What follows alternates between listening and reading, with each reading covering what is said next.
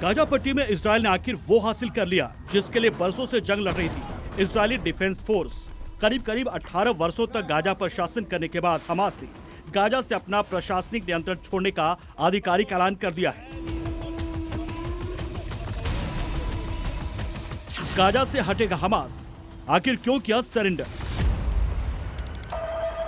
Hamas के इस ऐलान के साथ दो बातें खास ध्यान देने लायक है। एक तो हमास ने अपनी सरकार और गाजा में आपातकालीन समिति को भंग कर दिया है और सत्ता संयुक्त राष्ट्र की अगुवाई वाली तकनीकी समिति को सौंपने की प्रक्रिया शुरू कर दी है।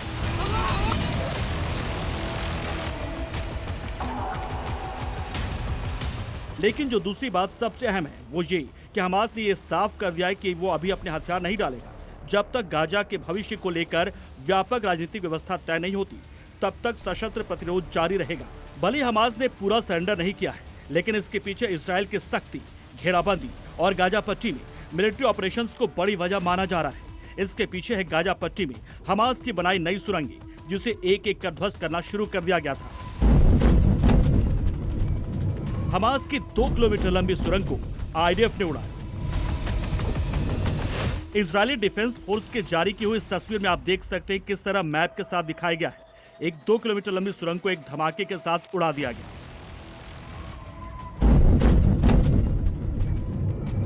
हमास के टेरर नेटवर्क वाली सुरंग उड़ाने वाली वीडियो कुछ महीने पुराना है, लेकिन नया वीडियो उससे भी चौंकाने वाला है। हमास का सबसे लंबा अंडरग्राउंड नेटवर्क इजरायली सेना ने सीमेंट भर किया सील। आईडी के एक्शन के वक्त 150 हमास आतंकी थे मौजूद। नेतन्याहू ने 150 आतंकियों को सुरंग में जिंदा दफना दिया। यह पूरा वीडियो इजरायली डिफेंस फोर्स ने जारी किया है। इसे लेकर सबसे चौंकाने वाली बात है कि आईडीएफ ने न सिर्फ 16 किलोमीटर लंबी सुरंग को सीमेंट से भर दिया, बल्कि इसके अंदर 150 से ज्यादा हमास आतंकियों को भी दफना दिया। यहां थी हमास की सबसे बड़ी सुरंग। आईडीएफ के जारी किए हुए वीडियो से आप उस सुरंग की पूरी लोकेशन देख सकते हैं। गाजा पट्टी के राफा इलाके में यह सुरंग कितनी बड़ी और व्यापक रूट वाली थी, ये साफ देखा जा सकता है। 16 किलोमीटर लंबी सुरंग को आईडीएफ ने किस तरह सीमेंट से भरा होगा, इसके लिए कितनी बड़ी तैयारी और सेना की तैनाती करनी पड़ी होगी, ये अपने आप में चौंकाने वाला है। हमास इन्हीं सुरंगों में इजरायली बंदूकों को छिपा कर रखता था।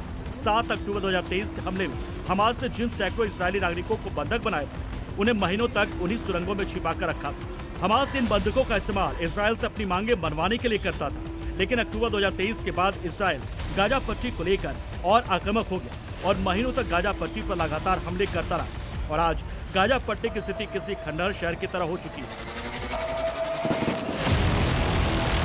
अक्टूबर 2023 के बाद से अब तक 73,000 फिलिस्तीनी मारे जा चुके हैं। इसमें महिलाओं और बच्चों के साथ 1,75,000 लोग घायल भी हैं। पूरे गाजा क्षेत्र में बनी सुरंगों की लंबाई 300 से 500 किलोमीटर बताई जाती है।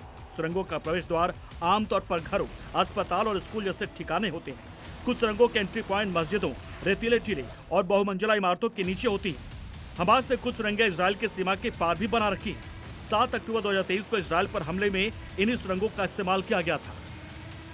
गाजा पट्टी पर कब्जे के साथ इजरायली सेना ने 16 किलोमीटर लंबी सुरंग को भरकर एक बड़े ऑपरेशन को अंजाम दिया है। इजरायली सेना का दावा है कि आने वाले दिनों में हमास के पूरे सुरंग नेटवर्क को ऐसे ही बंद कर दिया जाएगा।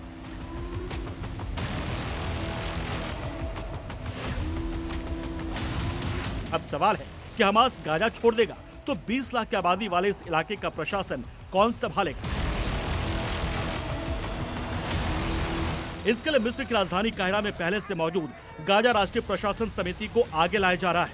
ये एक तकनीकी समिति है जिसका उद्देश्य गाजा में नागरिक प्रशासन चलाना, सरकारी सेवाएं बहाल करना और युद्ध से प्रभावित इलाकों के पुनर्निर्माण की प्रक्रिया को आगे बढ़ाना है। Bureau report, C media.